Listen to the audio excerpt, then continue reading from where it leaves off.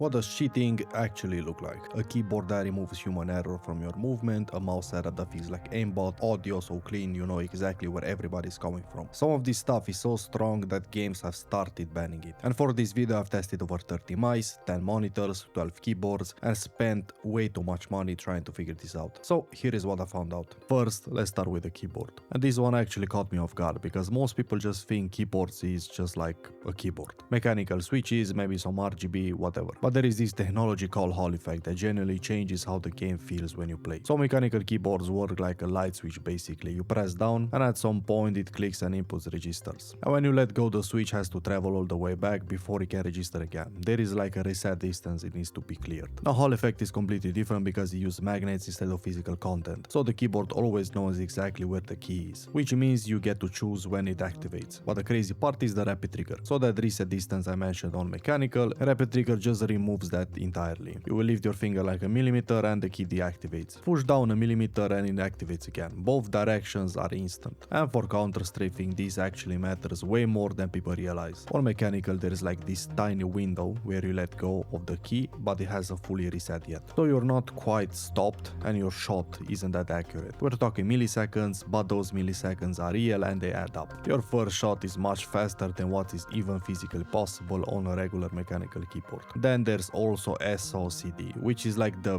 thing CS2 banned. Normally if you're holding like let's say the A button and you press D without letting go, both keys are active at the same time. So SOCD just handles that for you automatically. You press D and the keyboard cancel A. Perfect input every single time with zero human error because the hardware is doing the hard part. Now CS2 looked at this and banned it, but Valorant is still legal. Overwatch, legal. Marvel Rivals, legal. Now for what to actually buy, I personally use a Wooting but the older version, the new one is just like terrible and it's super expensive. But honestly in 2026 you don't need to spend Wooting money anymore. Budget Hall effect keyboards are basically the same thing right now and like even third of a price. Just make sure whatever you choose has Hall effect and rapid trigger support and also SOCD. That's really the only thing that matters here. Like 90% of these boards perform basically the same on the features that actually help you in the game. Now here's the thing, none of this keyboard stuff matters if your mouse is fighting against you. And most people mice are fighting them without even realizing it. So let's talk about mice. Polling rate and sensor tag, that's basically equal across the board now. A $30 mouse from China with a PAW 3395 sensor performs like a $150 mice from just a few years ago. So what actually matters now? Basically the shape, that's literally it. Shape is the whole thing. Now most people just buy whatever mouse their favorite streamer uses and then force themselves to adjust to it. That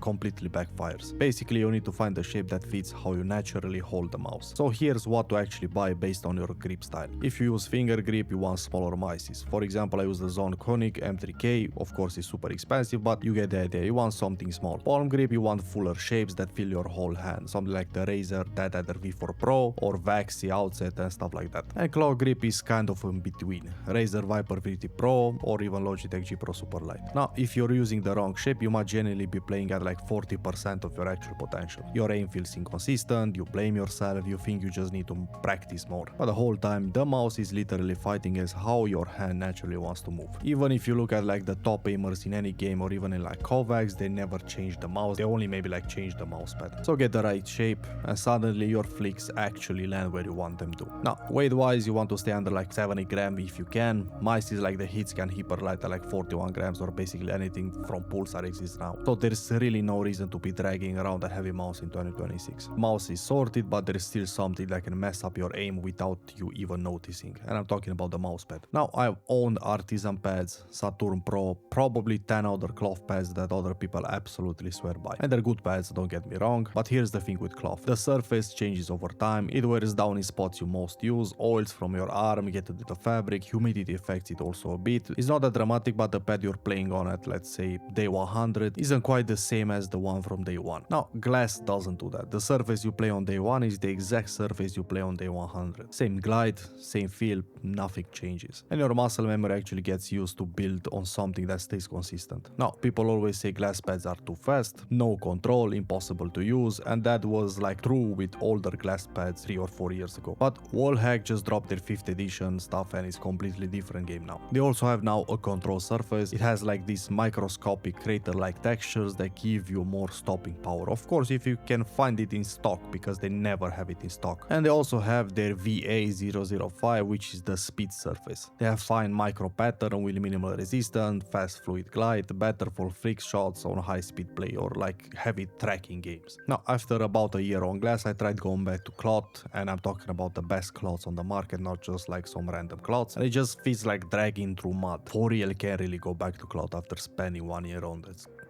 Glass is just way too good. So your movement is clean, mouse fits your hand properly, surface stay consistent forever. But there is one thing that most people are getting completely lied to, and I'm talking about gaming headset. And this is where marketing gets really bad. You see a bunch of these $200 headset pushing like 7.1 surround sound. Now real surround needs multiple physical drivers placed around your head. That's how actual 7.1 systems work. 7 speakers in different positions. Now gaming headset have like 2 drivers, one on each ear. That's all. So they fake surround through software processing. They take stereo audio and manipulate it with algorithms trying to simulate directional sounds. Now the problem is your brain is actually incredibly good at locating sounds with just 2 ears. That's literally how human hearing works. When software tries to help by processing the audio, it actually interferes with those natural cues your brain relies on. Now you end up with a muddier positional information, not actual better positional information. So let's jump right into it. Basically, IMs are on a different technical level. The sound signature you read about in reviews is actually the sound signature you're gonna get. Gaming headsets usually boost bass and tremble to sound exciting, but that actually covers up the mid-range frequencies where footsteps live. Of course, you can set all of those things up in EQ, but that takes another skill and time to do, which is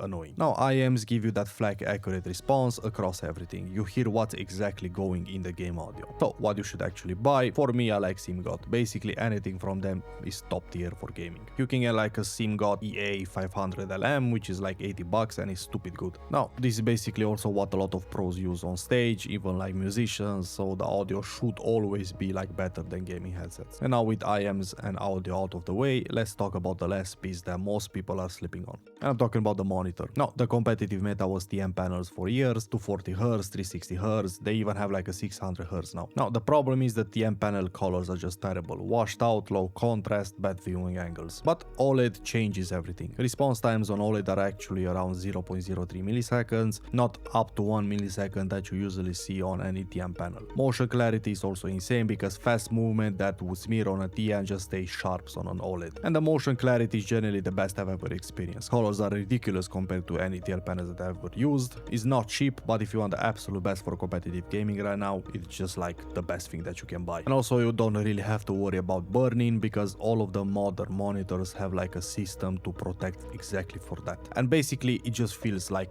something else entirely and crazy when you play on an OLED monitor. Everything is like super crisp, you see things better, no smearing on the screen, nothing like that. It's just like instant. I don't know how to explain it. And to be honest, I genuinely don't see how TN panels survive for the next 5 years. OLED prices are also starting to drop, performance is better in literally every way, there's just no reason to buy TN panels anymore. So let's look at it again. Hall effect keyboards with Wooting if you want premium, or M-Choose if you want like value at a budget price. Mouse shape that actually matches your grip, and if you want a new experience when it comes to pads, just buy anything from Wallhack. Also, when you're talking about audio, get any IMs, they're just 10 times better than a headset that you will use. And if you want the next level when it comes to gaming, just get an OLED monitor, it will legit change your whole experience when it comes to gaming. Now I go deeper into all of these things, and if you want to learn even more, check out this next video.